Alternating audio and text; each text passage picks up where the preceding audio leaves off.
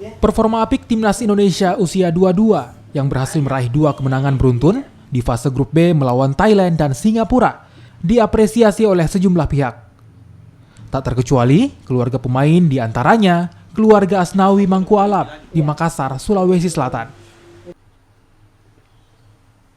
Selain memuji performa Garuda Muda, kredit tersendiri juga diberikan pada sang anak, Asnawi Mangkualam Bahar.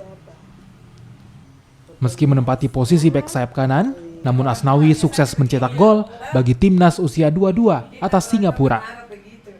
Dia masih kelas 3 SD, dia sudah mulai main bola terus.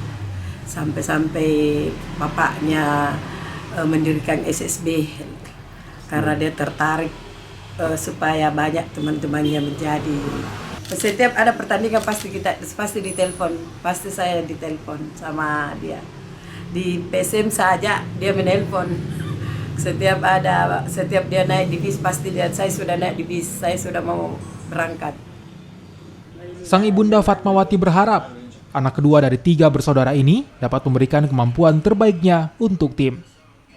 Ia juga berharap timnas sepak bola Indonesia usia 22 bisa meraih emas dan mengulang prestasi di SEA Games 1987 dan juga 1991, di mana Indonesia mempersembahkan medali emas di cabang sepak bola.